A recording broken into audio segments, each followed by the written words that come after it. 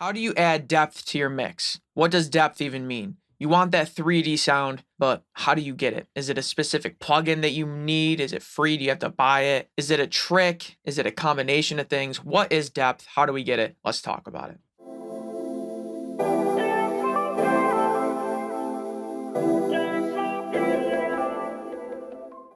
Yo, what's good, guys? Inswain with Inswain Audio. Welcome back here. If you're new, subscribe, stick around. You know the deal. I drop a video every single day, so you're not going to want to miss them. A lot to learn, lots to talk about, a lot of interesting stuff, but enough of that. Let's jump into this. So I got a project pulled up here. Not something I made, but it's a little song slash beat loop thing. I'll let you hear it real quick, and then we'll start diving into it. So here's what we're working with.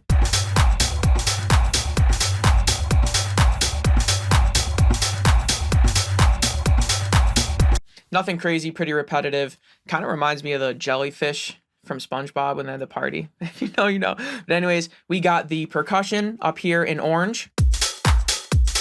And then we got the everything else, like the synths and the synth bass down here in like a pinkish purple. Okay, so what we're going to be working with here for an example today is this big track here, Synth 3. This one here, I'll solo it so you can really hone your ears in on it. It's that plucky sound right here.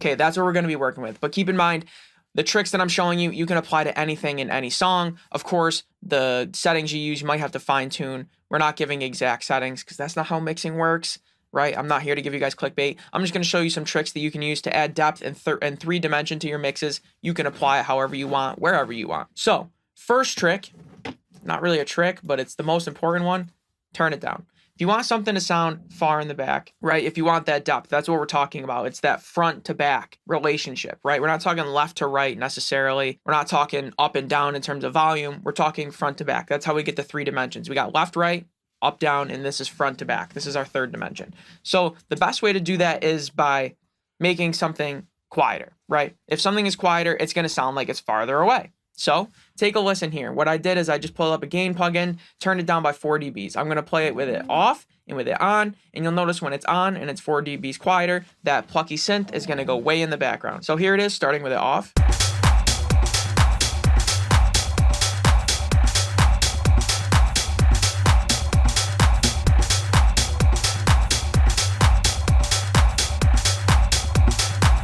Okay, so you notice that definitely went in the background. I'll solo it once again so you can hear it back and forth, starting with it off.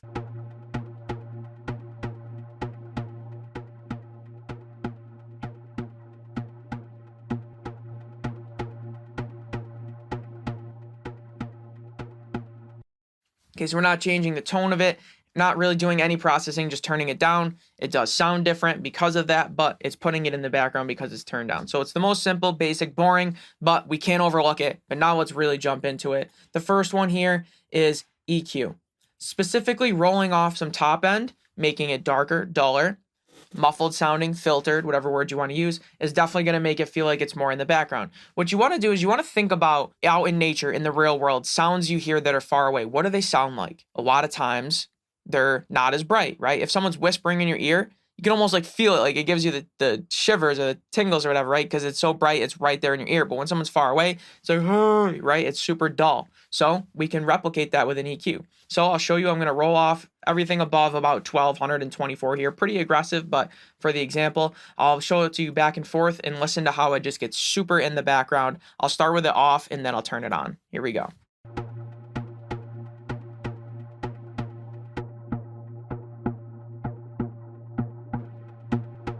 It's so much more detailed when we aren't removing the highs. So when it's off, the before, it's so much more detailed and therefore right in your face. But as we lose that detail and that character and that clarity, it sounds far away, right? Listen again.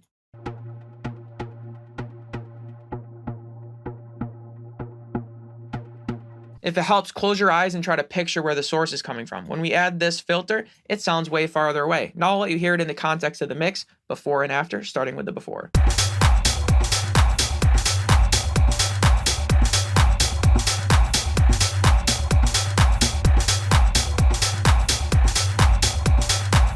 Works pretty well, right? But we can still hear the chestiness, the thumpiness of that punchiness of the attack of the synth. So sometimes it can also help to remove some low end as well. The high end usually works better for this, but the low end can work well, especially when you use them both together. Listen to what this sounds like when they're both turned off. I'll do before and after, starting with it before.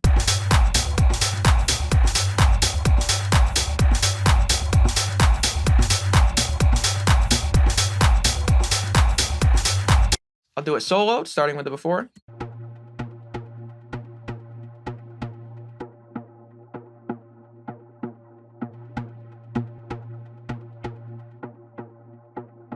Right, if you had your eyes closed or if you're imagining where that source is coming from, when we add this EQ, it sounds way far away, like it's coming from the other side of a canyon or something, super far away. And that is how we create that 3-dimension, that depth.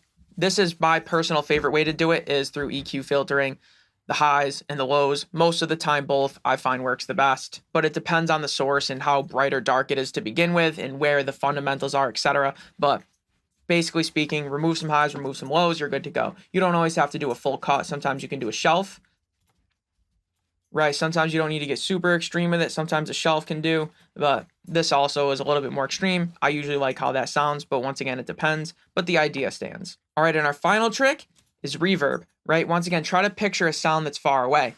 A lot of times, you know, like the stereotypical, and someone's like yelling from across the Grand Canyon is like echo, echo, echo, right? That's delay, but reverb is in a similar vein. Delay works as well, but I like reverb more for this.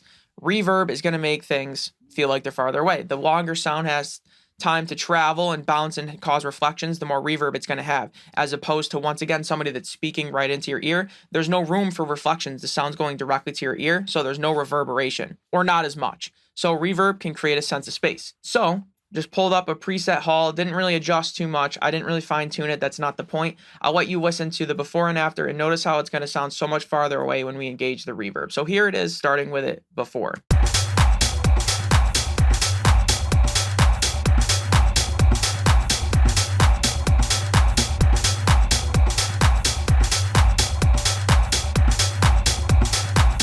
And I'll solo it so you can really hear it, starting with the before.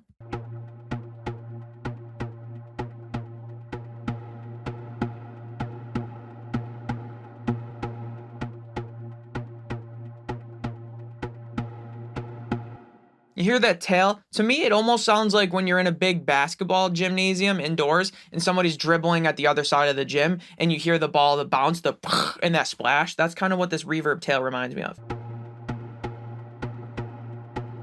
So it almost sounds like the source is being played from the other side of a gymnasium or a hall, like our preset says. So it makes sense why that would happen, right? But if you really want to get crazy, you can use the dry knob, pull the dry knob down and leave the wet knob where it is, or turn it up or whatever. But if you take the dry away and you leave less of the original source and more of the tail of the reverb, it's going to sound even more distant. Check this out.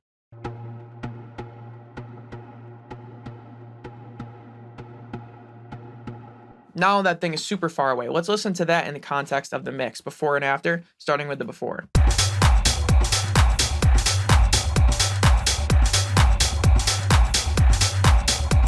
It's almost like it's gone. Where did it go, right? Listen to that.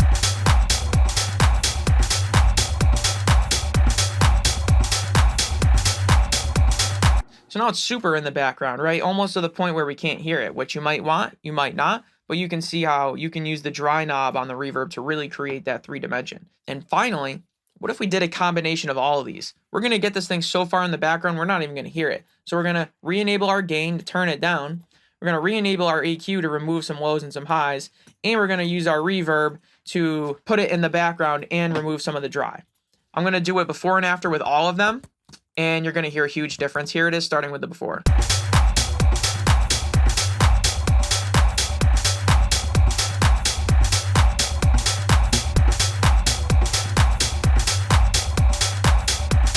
Almost completely disappears. You really want to hear the difference? I'll play it for you in solo here. Before and after, starting with the before.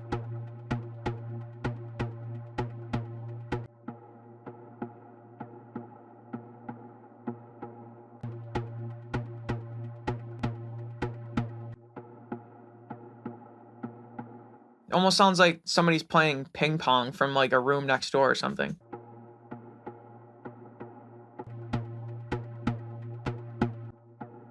But it definitely sounds distant, and that is how you create 3-dimension in your mix. Another bonus tip is to do this to some things or one thing in your mix and not to something else. That's also going to create that third dimension, because if everything feels far away, then it all kind of feels like it's equally distant so that it's not far. To create that 3 dimension, we need some things far and we need some things close. So when you have this, for example, process to sound super far away, but then you have something else right in your face that's doing the opposite, it's creating that contrast, and how the listener hears it is, okay, I hear that's right there, so that must be far away, right? So that contrast is how you're going to get things to feel distant, and that's where your taste and your expertise comes in. So there you have it, guys. There's a few tricks to create that 3 dimension, that depth in your mix that a lot of people ask about. It's kind of like one of those nebulous terms. It's hard to define, but I would say it means that front to back dimension, and this is how you create it. You can use one of these tricks, 2 of them, 3, a combination of all of them. It always is going to change, and it's up to you on how you want to do it and what you think sounds best. So let me know down in the comments below if you like this. What was your favorite technique? What is your favorite technique that I didn't mention?